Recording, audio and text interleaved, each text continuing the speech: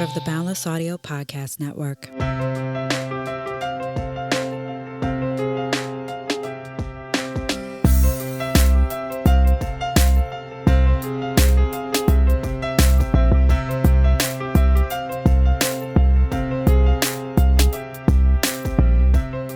Hello, welcome to another episode of the Artist Pivot Podcast. I am your host, Ayana Major Bay, and I happen to be an actor, voiceover artist, mentor, and world traveler. This is a bi-weekly show featuring conversations about pivots and life lessons from the perspective of artists, those who work in and around the arts, and arts educators. Everyone possesses the ability to pivot. You just have to be reminded sometimes, and that is what I am here to do. To stay up to date and in the know about merchandise, exclusive content, and how to support the show, please subscribe to the newsletter at ayanabay.com/podcast. That's AYANABEY.com/podcast. And there is a link in the show notes. We'll get to this week's episode after a word from our sponsors. I have found that therapy is a tool to use to improve your life in one of the healthiest ways. For those who are working on their mental health and well-being, on a journey of facing your fears, or trying therapy for the first time, our show sponsor BetterHelp is here to help you. BetterHelp is customized online therapy that offers video, phone, and even live chat sessions with your therapist, so you don't have to see anyone on camera if you don't want to. Join the 2 million plus people who have taken charge of their mental health with an experienced BetterHelp therapist. Get 10% off your first month at betterhelp.com/artistpivot. That's betterhelp.com/artistpivot. All right, y'all. So today on the podcast, I am excited to say that joining me is Miss Tiffany Soricelli, and she is an award-winning financial advisor and the owner of Virtuoso Asset Management LLC, the first registered investment advisory firm in the country dedicated to serving artists and supporters of the arts through financial planning and asset management services. She is also the founder and CEO of Virtuoso Advising for Artists, a company dedicated to coaching and educating artists about the business and financial aspects of building a thriving career in the arts. As a sought-after national speaker, Tiffany currently serves as the business and financial coach to emerging artists at the Metropolitan Opera, Washington National Opera, Houston Grand Opera, Minnesota Opera, and San Francisco Opera. Prior to her financial career, Tiffany earned her BM and MM from SUNY Crane School of Music. She lives in upstate New York outside of Saratoga Springs with her husband and 2 children. Y'all, welcome Tiffany to the podcast. Thank you. Thank you so much. I'm so excited to be here. You are so very welcome, and I am also excited. And so I must start with my favorite question. Tiffany, if I texted you right now and said, how are you? How you doing? How's your day going? But you can only respond in emojis only, what would you text me? Like swirly-eyed, silly face, kind of like the drunk kind of face, because it is tax day, and when you're in finance, even though I thought it'd be okay, it's just crazy. Right. I understand, and I will. But I feel I just feel so overwhelmed. I understand that is you're like, I didn't drink anything, but I feel like I did because there's a lot happening. Yes. Yes. I understand. Well, thank you for that imaginary text. I accept it. Thank you. And I send you back a text, just a heart emoji, saying you're going to get through it. You're going to get through tax day. You're going to get through it. We're already halfway. More Amen. Yes. Oh, I love it. So I wanted to bring you on the podcast because, as you know, it's called The Artist Pivot, and you've made some pivots in your life. And typically, artistry and finance don't really live in the same house, but you have made them live in the same house. And so that's what I want to talk to you about today. Your transitions from music and opera into now advising other artists about their finances. And I'm excited. I'm excited for this conversation, y'all. All right. So Tiffany, tell me how you got started. How did you even get to majoring in music? Yeah. I we don't have time for my whole life story, but like the Cliff Notes version is I was a super precocious child. And in the second grade, my sisters and I did dance. My mom had us active. And I just came home from school one day and said I was going to sing in the school talent show. And my mom tells the story because Lord knows I don't remember my 8-year-old self, but she goes, "Can you sing?" And I was like, nobody, like at that age, right? Age 8, nobody told me I couldn't. So I sang Whitney Houston's The Greatest Love of All in my second grade talent show in front of my entire elementary school. Okay. Such a good song.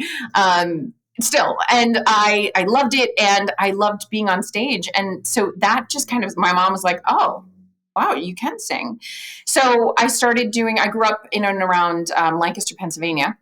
So I started doing children's roles in dinner theater, and we did Meet Me in St. Louis. We did It's a Wonderful Life. I did a stint. There's a very large Christian theater there called Sight and Sound. And I did their summer program, their Easter program. So I was missing a lot of school, but I was still being caught up. But I just loved it. I loved the pace. I loved the magic of theater. And that was just my earliest love. And so my entire formative years, I always sang. It's just what I did. It was like as natural as like anything else. Like, oh, she's into horseback riding, or she colors, like, oh, that's Tiffany, the one on stage singing. I would put together a holiday list of songs and just sing in the middle of them all. Like, obviously my mom and my family were very supportive, but it was just sort of like, that's just what I had always done. So by the time I had to decide, in that high school age of like going to college, what are you going to go for? It was just like, well, of course I'm going to go for music. And at that time, my family had relocated to Long Island for my father's job. So I was studying with a voice teacher who had also gone through the Crane School of Music. And essentially, given what I was interested in doing at the time, I thought, I'm gonna sing on the Metropolitan Opera stage. I'm gonna do this. And I'm like, Renee Fleming went to the Crane School of Music. Stephanie Blythe went to the Crane School of Music. Lisa Roman, like all these incredible artists. So I was like, well, success leaves clues. So I'm gonna do that. And I didn't apply to anywhere else. I applied for one school. And then, when you don't hear immediately, I'm like, all right, back up. But I got in, and I was only performance, and the school itself is a very heavy education school. And so everybody just assumed I was a double major in education. And I didn't at that time want to add the double major in education. But as soon as I got started in the curriculum, I got very curious about the business of music.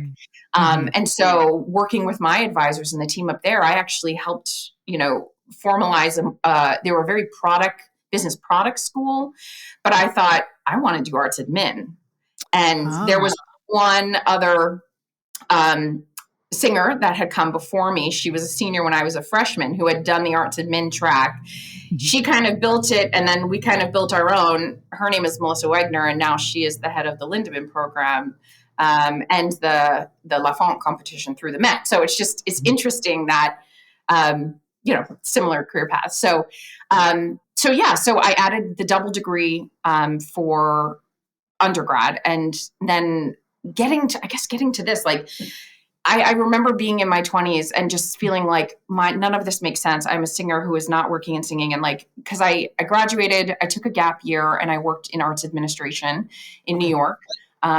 I was a artist liaison for a classical arts management roster. We had 26 singers and 3 conductors. It was great. And for me, it was an opportunity to kind of like peek under the hood. What's the life? I'm talking to the artist and I'm getting the earful when they have to fly out of their home on Christmas Day because they have a Messiah to sing in Salt Lake City. And for me, that was a really good experience to be like, oh, I like that. I don't like that. I like that. I don't like that. You're like, Ooh, really? Yes, it was. Yeah.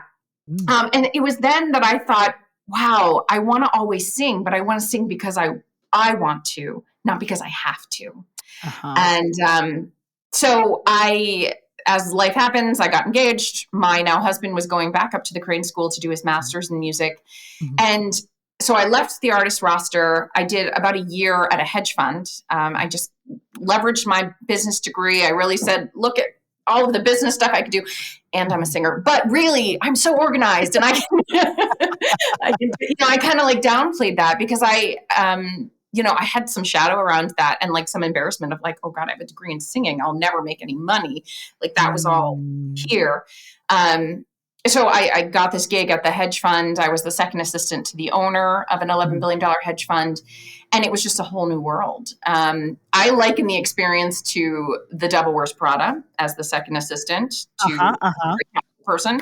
The first assistant was a super winner. I mean, no Emily Blunt, but come on. But I had a year in this world where it was like seeing through the matrix, right? I had a bird's eye view from Wall Street of what the market movements were doing and how our ultra wealthy investors were behaving this was 2007, 2008, right? So the last recession that we had, and it wasn't the sky is falling. It was really, really cool. And I just was a sponge through that entire experience. So then when my husband went back to school for his master's, I missed music. I was doing a little bit of singing, some choral work in New York, but now I feel like I went too far afield. So I'm like, well, I got to come back. How do I come back?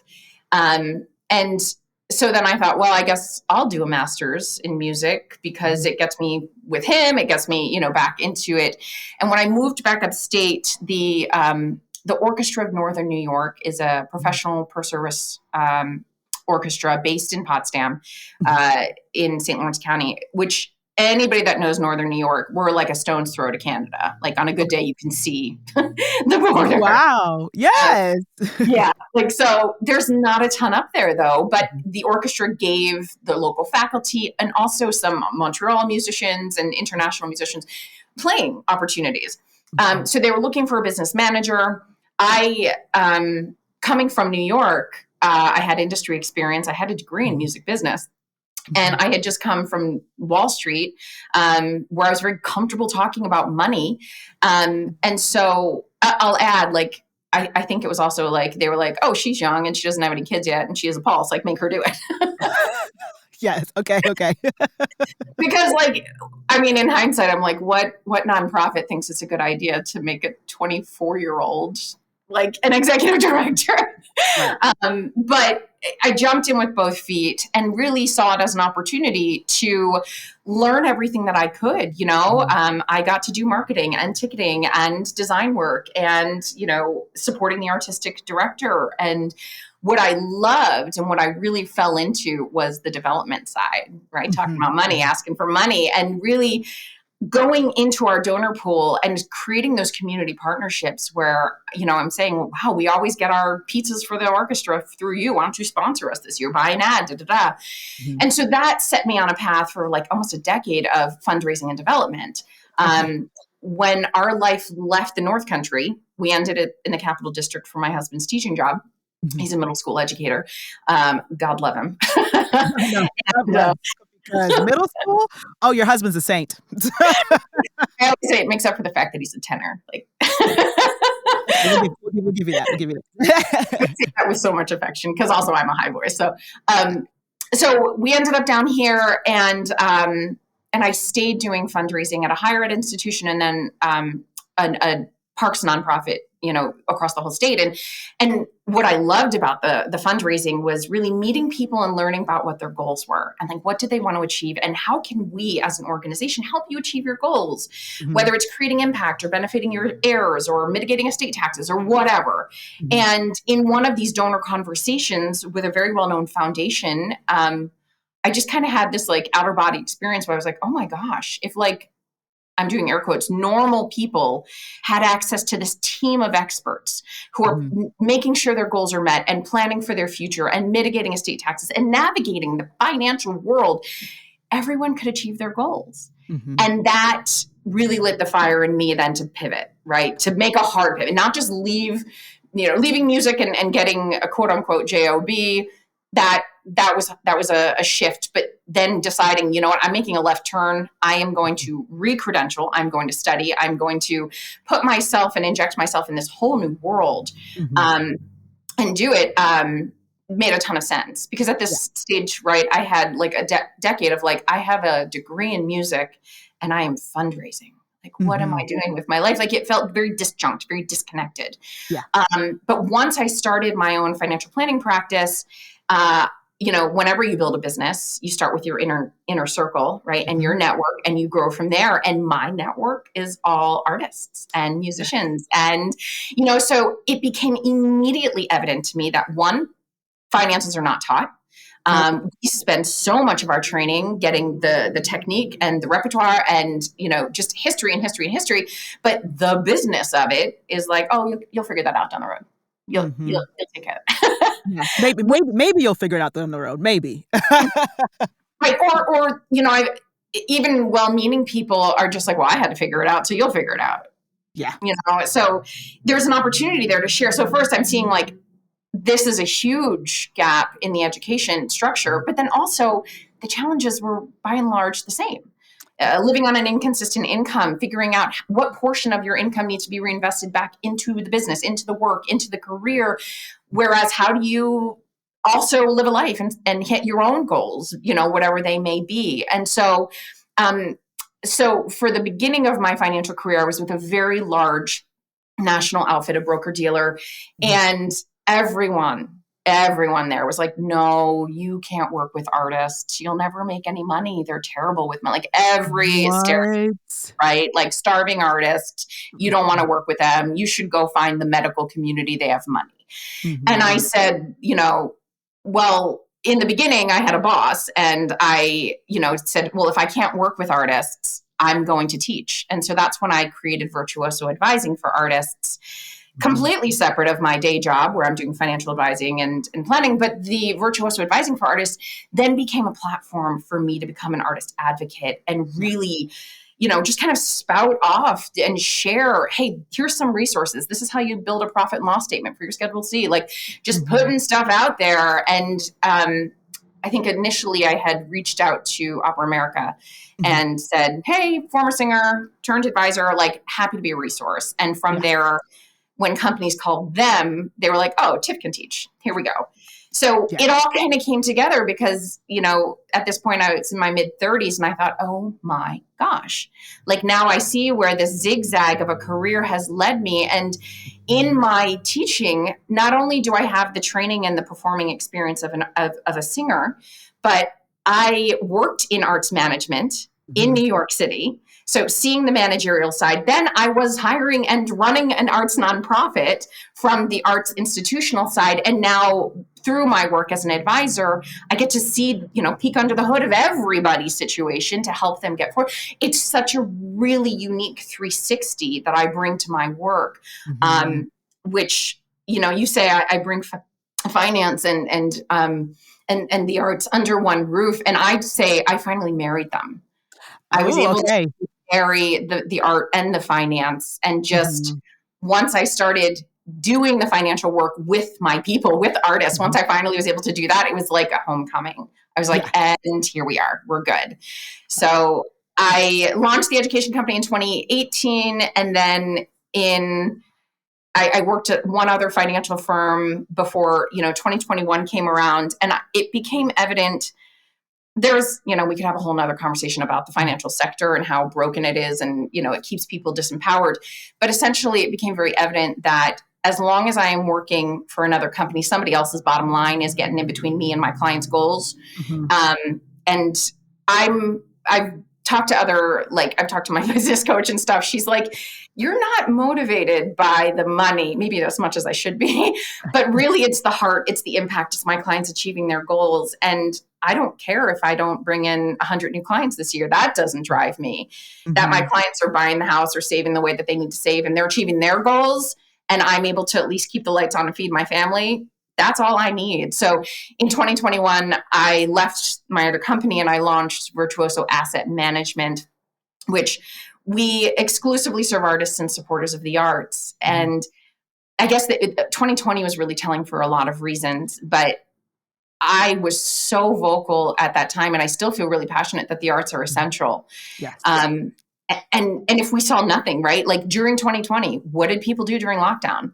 They turned to the arts in droves. We consumed, we streamed, and people not even just consuming, people engaging, People are playing Yes. instruments. They're leaning into the arts because it is essential to our humanity. It is why we exist, and it's what makes us different.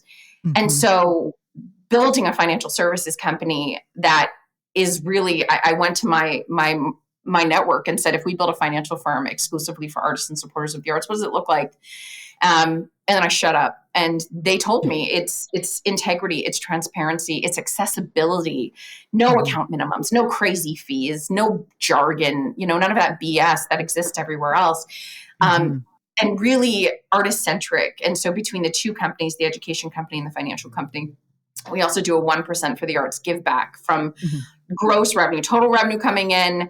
We kick it back to the clients and say, nominate a nonprofit, and then they vote and they pick the nonprofit, and then we donate 1% from both companies to that nonprofit every year. Just a way of collectively, we need to invest, we need to pull our funds, we need to save for the future. But if a portion of your fees aren't going to buy somebody a yacht, but we're also giving back to the community that we all live in, right? And I'm very transparent just about like the assets that we have and the fees that we charge. Like, how does a financial firm work? And just really putting it out there, because for me, there's no reason to hide it. I do the work because I love the work. I'm running a business because I'm running a business, but building something that was artist centered. Again, it was marrying all of those experiences now and building the today. So it was a very long-winded answer to like how to get started and how to get here, but there you go. But thank you for that. Thank you for sharing and giving the information. Thank you. Because I didn't know that about you. From what I did read and do my research, I was like, oh, okay. So Tiffany went from singing to this to that. Okay, but thank you for filling in the gaps. Yeah. But I have so many questions. I'm like, which direction am I going to take this in? So I guess the first one that's at the top, the first question is, in your work with artists, what has been the common denominator, I think, in terms of mindset and like how you help artists pivot their mindset towards money? Because I will say, because I just turned 36. And so I am now coming into oh no, you are good with money. You know how to save, you know how to invest, you have a brokerage account, you have but I learned that from my parents who had careers as a doctor and a lawyer. And so as an artist, I struggled like against them to be like, I'm going to do it. And they're like, but Ayana, you're not going to make any money. And I'm like, yes, I am. I am. I'm going to do it.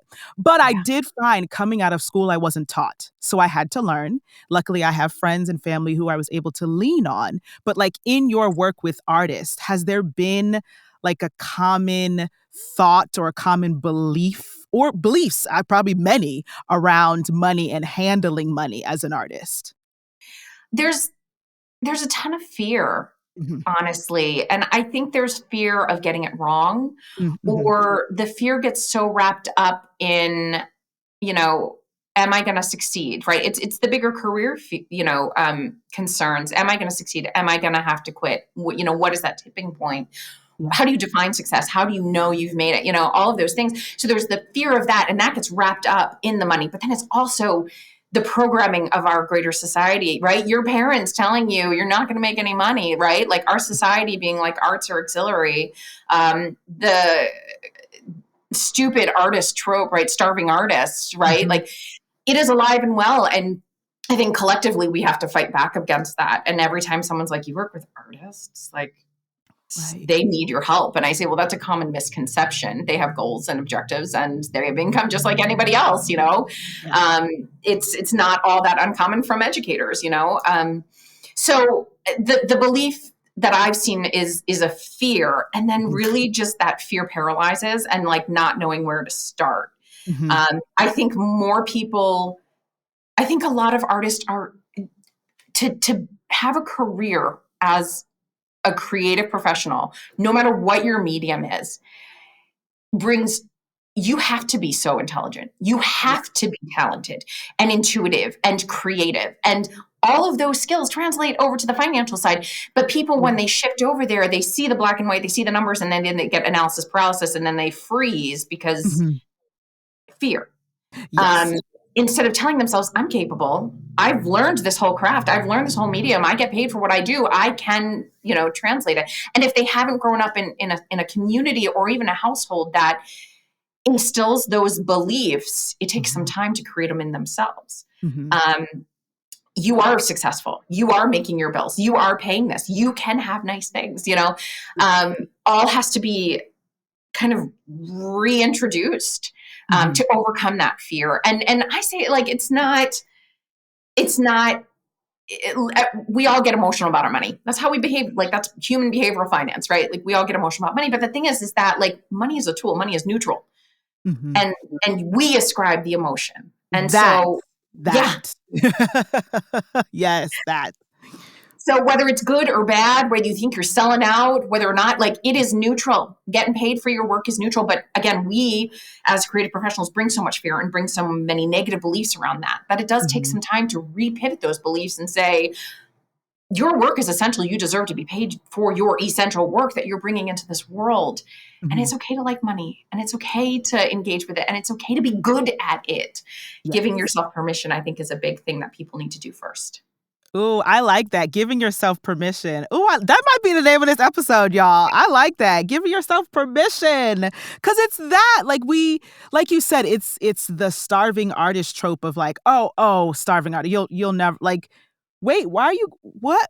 Like, we're like, oh, I don't have permission to make money or to feel like I'm going to make enough or have enough or able to manage it. Like, you may be making a lot and you're like, Am I managing this right? Am I, like, what? But like you said, like, give yourself permission, because the skills that you have to be the creative are the same that translate to managing your money. And so I do want to ask, do you have, because I've now had to come into this mindset myself of like, being a creative is being an entrepreneur. Because I know some people separate, oh, you're a creative and you're an entrepreneur. And it's actually, no, we are entrepreneurs as creatives. Just because I'm not opening a brick and mortar doesn't mean I'm not an entrepreneur. And so I'm now learning that's kind of one and the same for us creatives. Yeah. When you're self-employed, you are an entrepreneur. You are running a small business. And honestly, I would even take the flip of that. To be an entrepreneur, even if you're opening a brick and mortar, takes creativity. Yes. And boldness, right? So that creativity comes, I mean, I kind of play with my creative side in the education, like the business development stuff. That's kind of like where I get to flex a little bit my creative side. But really, when you're freelancing, when you're self-employed, you are a business owner.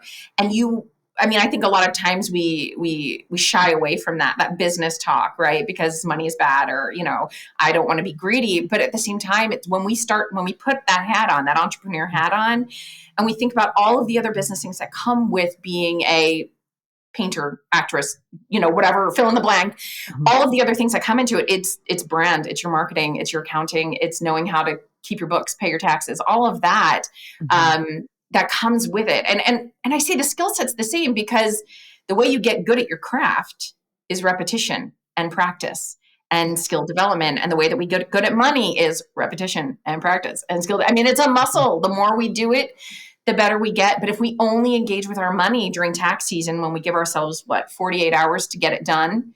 Yeah. My phone's been blowing up since Saturday. It's like you only do it once and then you think, oh gosh, I'm so bad at money. But it's like, no, don't wait until next April to engage. Make a plan now going forward to make next April easier on you, right? Lean in. There's so many resources out there on the internet. Yeah. But I guess to the other side of that is in a career in the arts, when we see our colleagues graduating and going to a desk job, and they get their 401k and they get their steady paycheck and they get all of those quote unquote bells and whistles, it's very easy to let that fear and doubt in, because we think, oh gosh, I'm behind. Oh gosh, look at them. They have X. And I think social media amplifies that with by the age of 30 things you should know. You should have. It does. Yes. That stuff's crap. 30 by 30. Not, You're just getting started at 30. You're just getting started. Right. Or like changing gears for the third time. And that's okay. It's not a one size fits all. And money especially, because I kind of flip it to the artists that I work with. I work with a lot of opera singers. Yeah. I'm like, how many of your desk job friends can go win multiple $10,000 on a competition overnight? That part. How many of them can double their income in a year, right? Business owners, we can do that, right? We can, and business owners being brick and mortar owner or self-employed, right? We can control that income, but our friends who are sitting at desk jobs or teaching or whatever, they're on a track and they can count on their 3% maybe annual raise. Mm-hmm. It's so much more powerful and empowering to be in charge. Yeah. Nobody's going to fire you, right? Nobody's going to cut your income sources or take away your skills. Mm-hmm. You are entirely in control. And I think when people step into that, that's when the magic starts happening, like giving themselves permission, right? To like be successful and crush it. Yeah. Yeah, exactly. And you literally hit the nail on the head of the next thing I was going to say. It's the illusion of stability that we as artists like want to buy into because we see the friends with the desk job, but your boss could fire you tomorrow. Yep. And then you'd be SOL. But as, like you said, your own business owner, okay, if that didn't go the way I wanted it to, I can create something else for myself. Yeah. And so it's that of like, because again, going back, we've just been trained to buy into, oh, this is stable and this is not. Yeah. 9 to 5 is stable, being in the arts is not. But it's just like, that's not true. Right. You have to take like a watch me approach, right? Watch me crush this. Watch me be successful. Right. There's a great example of this. I was teaching at an arts festival a couple of years ago, and one of the flute professors was talking to a group of students, and she really I just thought it was beautiful. So she said, look, she was buying into a co-op, and the co-op board was like looking at her documentation, of like 1099s and what makes sense of this. And she said, look, let me break it down. The person in apartment 1A, they have one W-2 job, and if that job gets cut, then there goes their entire income source. Me, I teach, I perform, I have royalties, I have recordings, I have all of these things. If one of my income sources goes away, I'll just fill in with another one, right? I'm so much more stable than the person in 1A who has one source, which I think when people flip it and they see that, right, we're in power. We have the power. Yeah. We do. Oh, I love that. Yes, we do. But Tiffany, it's us learning that. And like you are one of the thought leaders to be like, hey, y'all, let's flip it. Let's just flip it. And the position you are in is actually an incredible one. So like, again, give yourself permission to be there. Yeah. Like, be there. And I did want to bring up, just because you wrote it down and I just like, I love it. So if you're listening to the podcast for the first time, I do like have my guests like fill out Google Forms just so like we don't go so far left field that we don't know what we're talking about anymore. So Tiffany, you did write down for me that one of your great mentors said, Tiff, what's the worst that can happen? And like that statement to me is something that's like this, like, people who are so wise in whatever they're doing, they're like, but what's the worst that can happen? Like that confidence that they had to tell you like, but what's the worst that can happen? So like, break that down for me, because I love that. You wrote that down for me. This is when I was in the nonprofit space, and I loved personal finance. I was like that friend in my friend groups that like when people started buying homes or like they got a new job and they needed to set up their 403B or their 401k. I'd be like, oh, cool. Let's talk about your option. Just like, this is what I did for fun. And I read personal finance books for fun. Like I just was a nerd about this. I love it. And so when I was thinking about going into finance, right, studying for my licensing exams and making that shift, leaving the nonprofit world, leaving a salary and going to a commission-based job, I was terrified. What if I did this and I failed? What if my husband and I, we didn't have kids at the point, but like, what if I didn't make any money? And now I'm giving up a stable, secure salary job, like $55,000 a year, to go where there's no guarantee, but somebody's telling me the ceiling's the limit, right? Like, so I just was there and I was hemming and hawing and I was so fear-based and so anxious because I'm a planner by nature. And she just looked at me and she goes, Tiff, what's the worst that can happen? So you fail. You go back to the nonprofit. You're good at that. Go do that, or go sing, or do this. Like there's a billion other things that you can do. Actually, she just was over yesterday to have coffee. And I was like, you probably don't even remember that conversation, but that was a seminal moment in my life. Like that was a crossing the Rubicon moment. Like I can't change my life. So I just thought, what's the worst that can happen? And so I made that shift. I started at the large broker dealer when I needed to pivot away from that particular company. interviewing, right? It's the same thing. What's the worst that can happen? Right? You shift. Yes. Launching my own financial services company was like the third biggest thing I've ever done. The only other bigger things were birthing my children, 1 and 2. So this felt like a really big leap of faith, and it was very scary. And that's the like kind of the mantra, like what's the worst that can happen? Yeah. And then immediately it felt like if you build it, they will come, moment where people are like, cool. Some really good clients and friends of mine were saying to me like, oh, we knew you'd be doing this. And I was like, seriously? Because I didn't know I'd be doing this, especially before 40, especially with 2 kids and like before kindergarten, like, okay. So it all worked out. But yeah, that like, what's the worst that can happen? And I think about it, like if you take that energy, I think I wrote down in the survey. So this year, 2023, as we're recording this, at this point, my education company is 5 years old. I've got some stability. I've got the ground back under my feet in the investment firm. I've got staff. I've got a team. Like we're good. I feel like I'm like balanced. My family's feeling good. Everybody's healthy. And I thought, what's missing? And it's singing. I have not been singing for the last 8 years because I have been so focused on building. My daughter's 8. I literally started my financial services career in my 3rd trimester with her. So I can look at her. She's a walking representation of how long I've been in finance. Yeah. But the same thing, like did I expect to launch a business and have a baby and start a family for the first time at the same time? No, but what's the worst that can happen? Like there was no guarantee, there were failed pregnancies before that. And I just thought this could make it, this could not. Like, I'm not going to wait. It all happened at the same time and it all happened the divine way that it needed to. But looking back then, I realized it's been 8 years, the longest musical hiatus of my entire life. Yeah. And now I'm so privileged to be on faculty with, all of these incredible musicians at these incredible houses.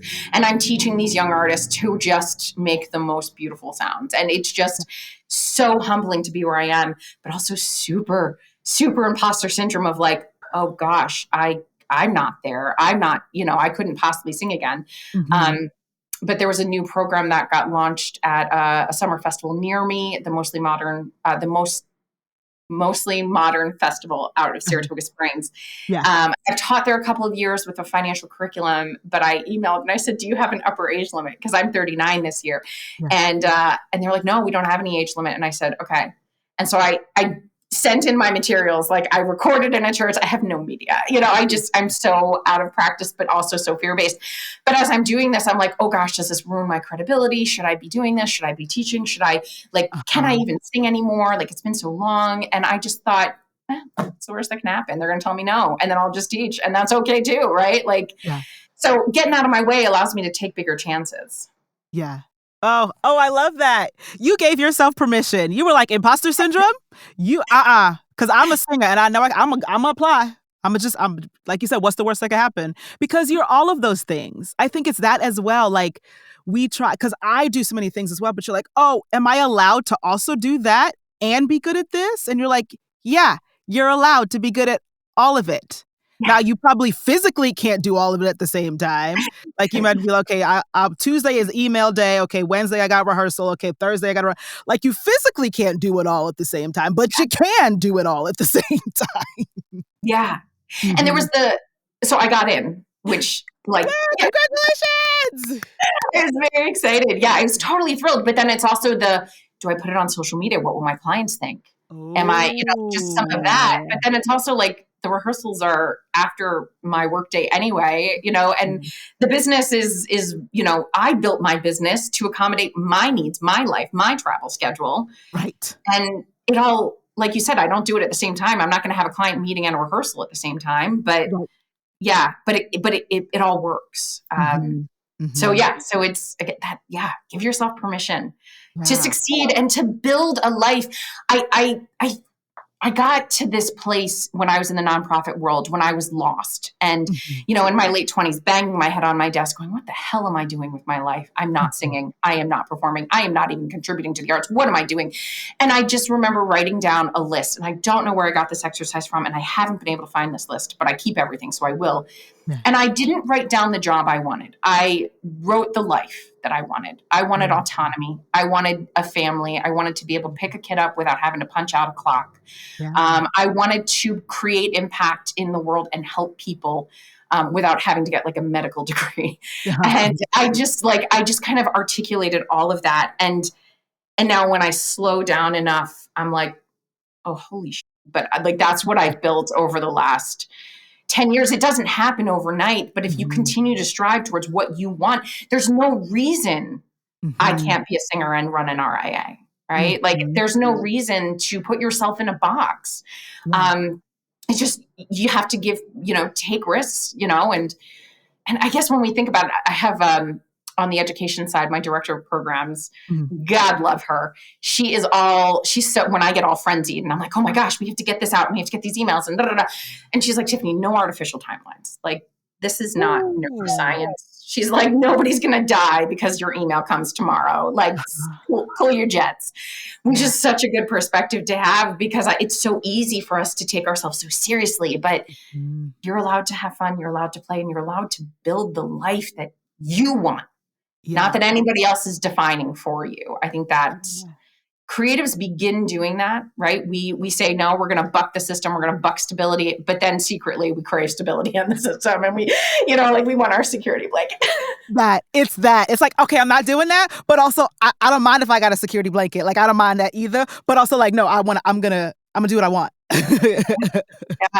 Yes. Yeah. And I think the longer you're doing it, the more you're like, I'm going to create my own security blanket, or I'm going to let that go, because this is working and this is okay and this is right.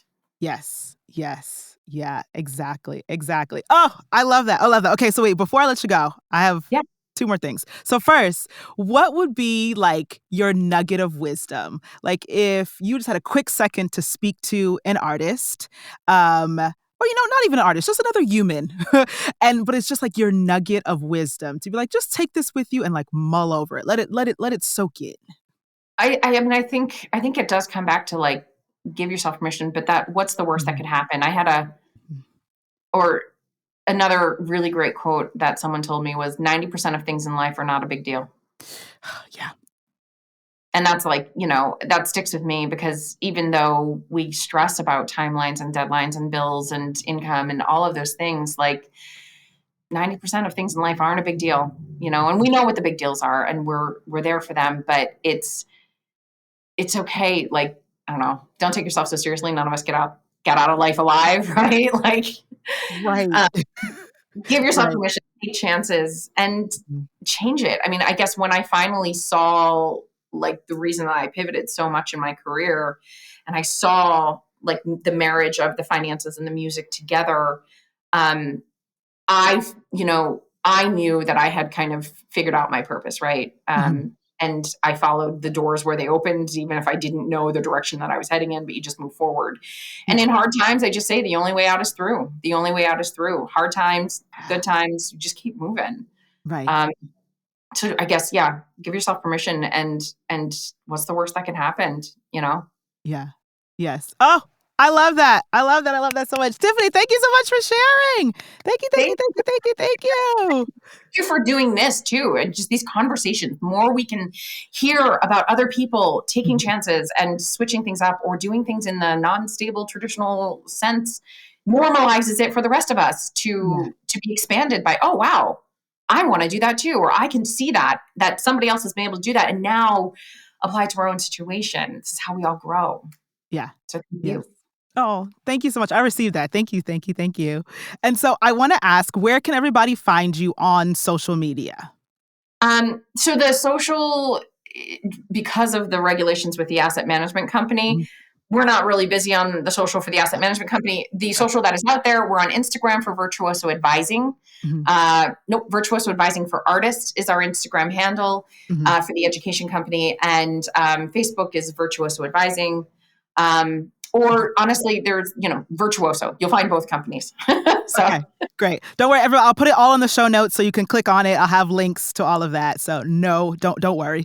And so the last thing that I must say to you, Tiffany, is that I acknowledge you, I celebrate you, and I uplift you. Thank you. I received that, and I'm not crying. let that sink in. Thank you. You're so very welcome. So very welcome. I hope you have been informed and inspired by this week's episode. Make sure to hit the subscribe button to be notified when new episodes are out. To stay up to date and in the know about merchandise, exclusive content, and how to support the show, please subscribe to the newsletter at ayanabay.com/podcast. That's AYANABEY.com/podcast. And there's a link in the show notes. This show's executive producer is Ayana Major Bay, and editor is Kieran Niemand. Thank you for tuning in, and I'll speak to you soon.